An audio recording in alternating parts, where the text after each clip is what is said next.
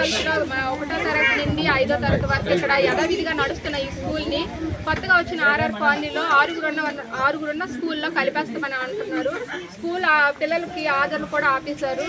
మీ యథావిధిగా ఈ స్కూల్ నడిపించాలని, ఇంతకు మునుపు ఈ స్కూల్ ఎలా కొనసాగేదో అలాగే సాగించాలని ప్రతి ఒక్కరికి ఎమ్మెల్యే గారికి, కలెక్టర్ గారికి, టీయూ గారికి, ముఖ్యమంత్రి గారికి మా యొక్క మనవి తెలియజేస్తున్నాం.